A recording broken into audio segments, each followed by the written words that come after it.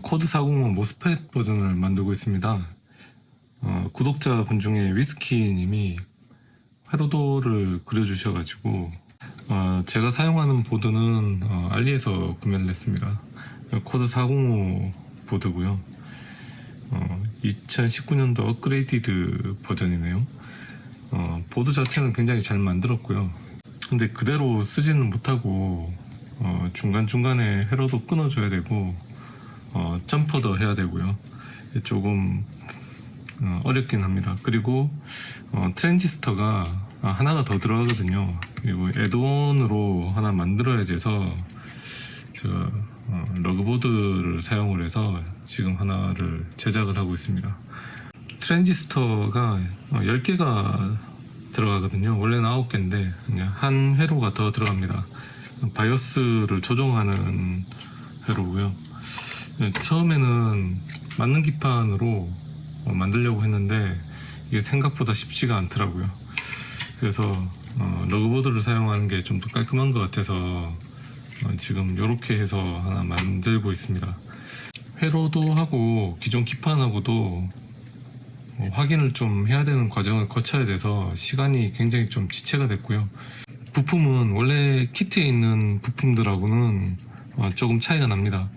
시정수가 차이 나는 부분도 있고요. 그리고 제가 좋아하는 부품들로 변경을 했습니다. 원래는 이런 니치콘 커패시터가 들어가지가 않죠. 근데 제가 니치콘으로 다 변경을 했고요.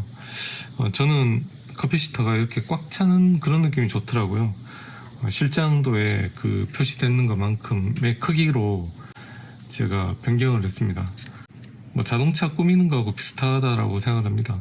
저희가 타이어를 볼 때도 요즘 한국 타이어 굉장히 좋지 않습니까? 명품이고 물론 이제 금호 타이어도 괜찮고 그런데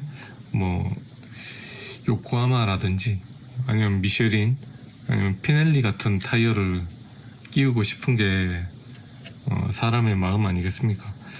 특별히 그쪽에 가치를 두지 않는 분이라면 그냥 쓰셔도 별 문제는 없는데 저는 그냥 제가 좋아하는 부품들로 한번 바꿔보고 싶더라고요. 그래서 이 저항도 바꾸고 커패시터도 대부분 바꿨습니다. 기존에 쓰는 거는 이런 코일하고 그리고 트랜지스터들 이 정도밖에는 없는 것 같습니다. 전 작업할 때 실장도를 그리면서 작업을 하거든요. 물론 회로도도 참조를 합니다. 그대로 따라서 만드실 분은 크게 없을 것 같고요. 이게 생각보다 만드는 과정이 되게 복잡하거든요. 이거 쉽지가 않습니다. 그대로 따라하기도 좀 버거울 것 같고 예전에 제가 찍은 코드 405 영상을 보고 따라 만드신 분들도 있으신 걸로 알고 있습니다. 쉽지가 않으셨을 것 같고요. 그거보다 난이도가 좀 더 높거든요. 한번 고민을 해봐야 될 것 같습니다. 그러면 제가 어떻게 만든지 한번 보여드리고요. 모스펫 소리가 너무 좋아서 제가 부탁을 드렸고요. 위스키님하고 대화를 많이 하다가 선뜻 그려주신다고 말씀을 하셔가지고 제가 한번 만들어 보게 됐습니다. 제가 사용한 모스펫은 두 종류고요. 하나는 IRF 9140이고요. 나머지 하나는 IRFP 140입니다. 두 종류의 모스펫을 가지고 제작을 할 생각이고요. 총 4개의 모스펫이 필요합니다. 한번 재미로 봐주시면 좋을 것 같고요. 이렇게도 만드는구나. 그리고 제일 어려웠던 게 10번째 트랜지스터의 그 회로를 구성하는 게 저는 좀 어려웠습니다. 맞는 기판 쓰는데 이것도 만만치가 않더라고요. 처음에 맞는 기판으로 구성을 했는데 모양이 마음에 들지 않아 가지고 만드는 걸 한번 보여드리겠습니다.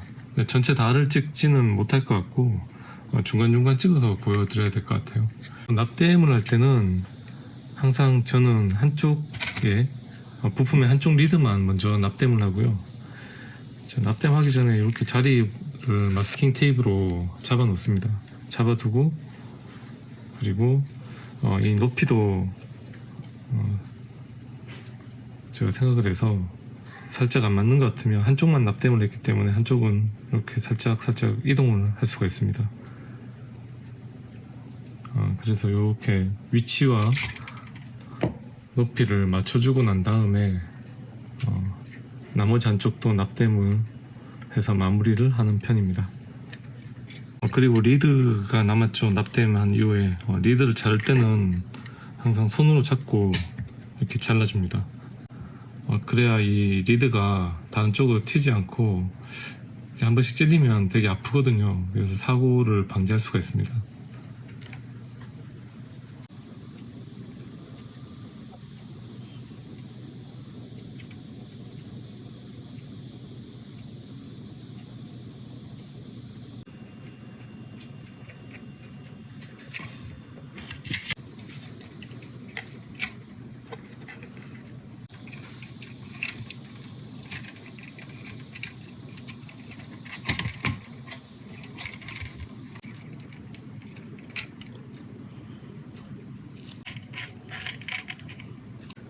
이 에드원 보드 하나 만드는데 시간을 굉장히 많이 소비를 했네요. 간단한 것 같으면서도 꽤나 손이 좀 많이 가는 작업 같습니다.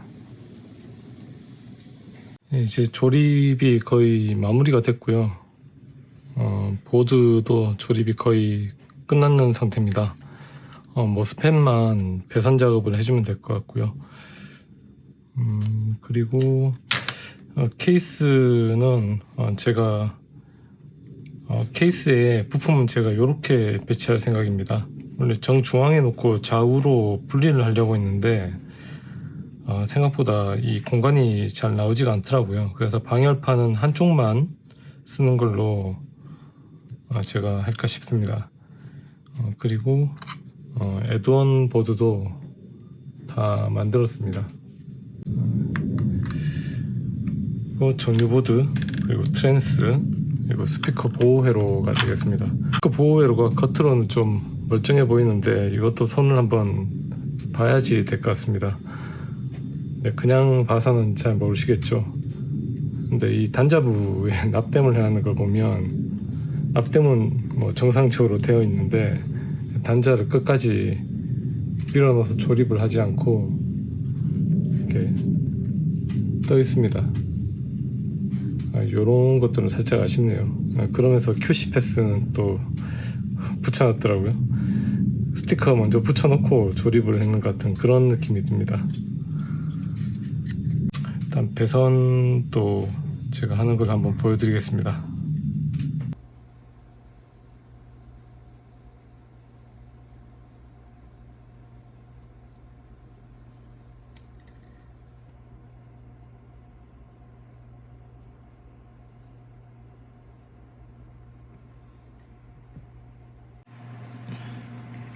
이제 모스펫 타입별로 배선 작업을 마무리했습니다. 납땜을 해주고 난 다음에는 수축 튜브를 가지고 절연 작업을 또 해줬고요. 이렇게 해서 보드에 붙이고 난 다음에 케이싱을 해주면 될 것 같습니다. 절연 와셔도 사용을 하겠습니다. 설치하겠습니다.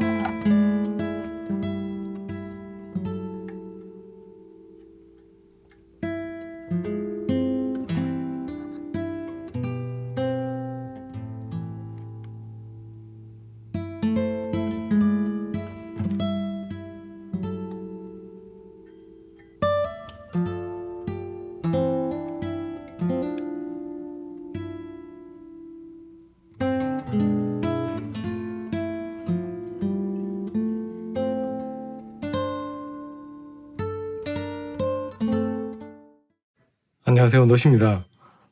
오랜만에 영상으로 뵙습니다. 제가 최근 거의 한 3달 동안 앰프를 하나 만들고 있었습니다. 이게 아시는 분들은 기판만 보고도 아시죠? 코드 405 다시 2조 버전, 코드 405의 카피 버전인 앰프를 만들고 있었습니다. 사실 만들고 있던 어떤 거는 모스펫 버전의 코드 40을 만들고 있었습니다. 저는 실패를 했고요. 위스키님께서 도면을 그려주셔가지고 만들었는데 저는 안 되더라고요. 출력 속도 많이 바꿔보고 이 회로의 CR들도 문제인가 싶어서 다 교체를 해보고 했는데도 실패했습니다. 바이오스 전압을 높이는 과정에서 퓨즈도 나가게 되고요. 계속해도 좀 깔끔한 소리가 안 나더라고요.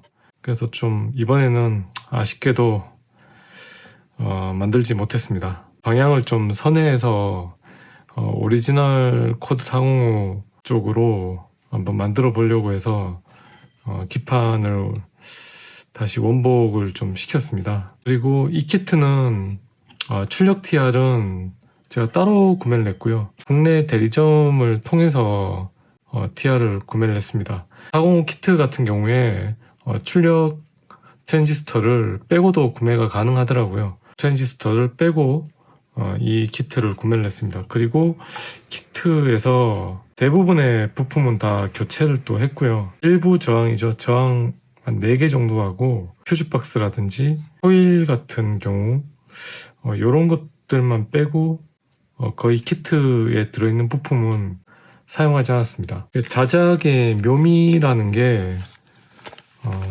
제가 좋아하는 부품들로 구성을 할 수 있다는 게 자작의 묘미란 묘미죠. 파나소닉에서 나온 카패시터, 필름 카패시터도 사용을 했고요. 그리고 메탈 옥사이드 저항, 와트급 저항 같은 경우에는 코어스피어라는 데서 나온 와트급 저항을 쓰고, 그리고 권선 저항 같은 경우에는 푸바타에서 나온 저항을 사용했습니다. 그리고 피코페럿 단위의 카패시터 같은 경우에는 실버 마이카를 또 사용을 했고요. 그리고 전에 콘덴서는 보시는 것처럼 니치콘 파인골드를 사용을 했습니다. 그리고 이 부분은 커뮤니티 찾아보니까 니치콘에서 나온 무극성 전해가 좋다고 해서 무극성 전해로 교체를 했고요. 대신 키트에 들어있는 요 커플링 카패시터 같은 경우에는 니세이에서 나온 필름 카패시터입니다. 제가 이전에 다른 키트에서 한번 들어봤을 때 소리가 나쁘지 않더라고요. 그래서 요거는 키트에 있는 거 그대로 썼고요. 그리고 요쪽에 0.1 마이크로페럿 필름 카패시터는 필코죠. 필립스 코리아에서 나온 NKT 필름 카패시터를 사용을 했습니다. 요거는 위마를 썼고요. 보시면 거의 키트에 있는 거는 그다지 사용을 안 한 상태입니다. 키트에 있는 걸 써도 소리는 괜찮았고요. 괜찮았는데 이렇게 바꾸는 것도 어떤 취향이라면 좀 취향이랄까, 자작하는 장점이라면 이런 재미라도 좀 있는 게 좋지 않을까 싶어서 교체를 했습니다. 좋은 부품들을 넣어서 소리에 나쁜 영향을 끼치는 경우는 거의 없으니까 이렇게 한번 구성을 해봤습니다. 모스펫 버전의 코드 405를 참 많이 기대를 했었는데 마지막까지 좀 노력을 했는데 제 역량이 좀 부족했는 것 같습니다. 많이 도와주셨는데 안타깝게도 이번은 좀 포기를 해야 될 것 같습니다.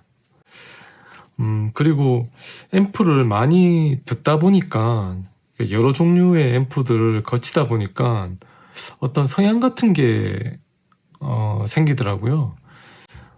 제가 좋아하는 성향이 저는 이 모토로라 계열의 켄티아를 썼는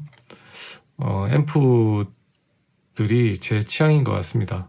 제가 비교를 하고 싶은 앰프가 있는데 예전에 제가 한번 들었던 앰프입니다.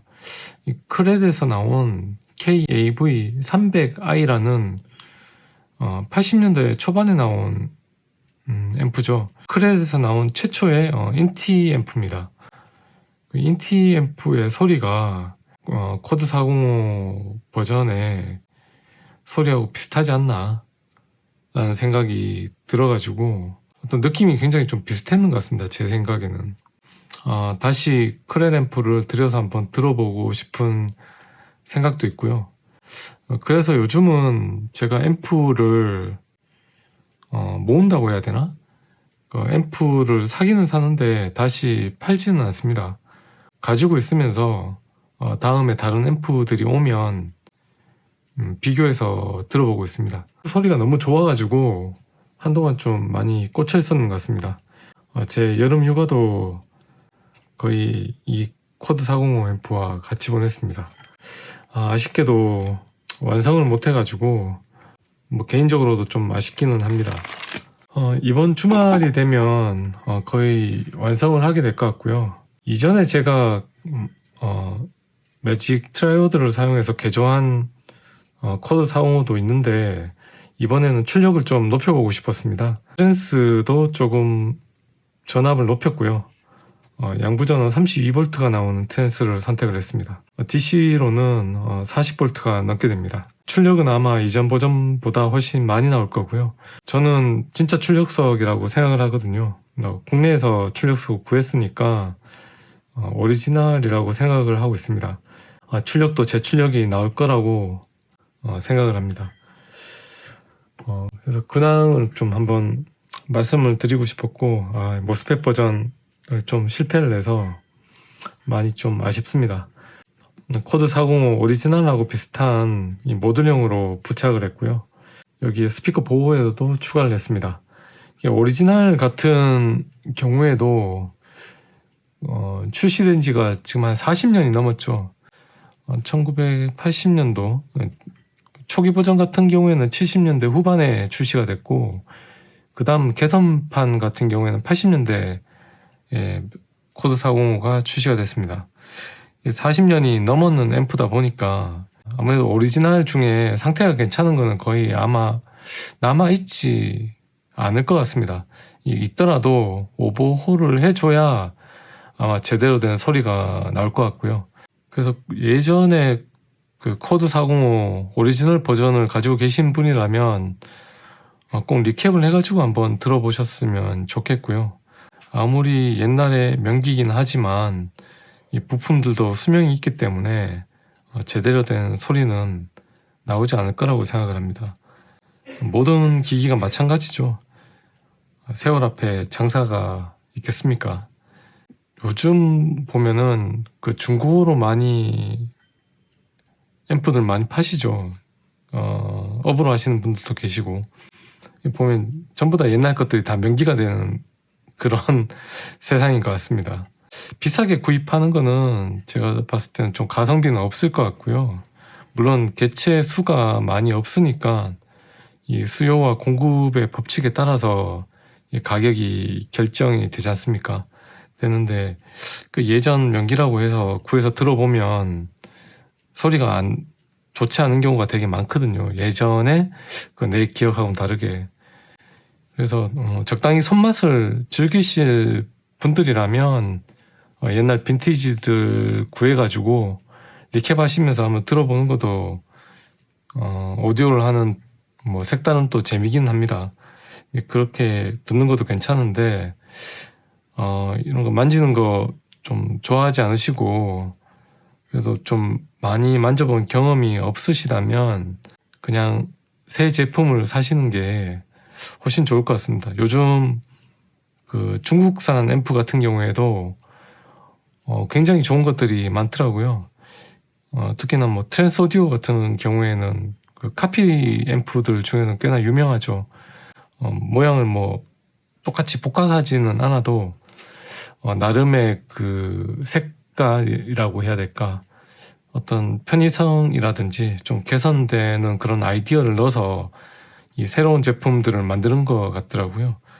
그러다가는 언젠가는 또 설계하는 사람이 굉장히 좀 좋은 앰프도 만들지 않을까라는 생각도 한번 해봅니다. 뭐 그런 앰프들이 킹키 오디오인가요? 예전에 그 FM 어쿠스틱 앰프를 복각한 것 같은데, 근데 지금은 그들만의 색깔을 가진 앰프를 만드는 걸로 알고 있습니다. 저도 앰프를 만드는 게 이게 꿈이었거든요.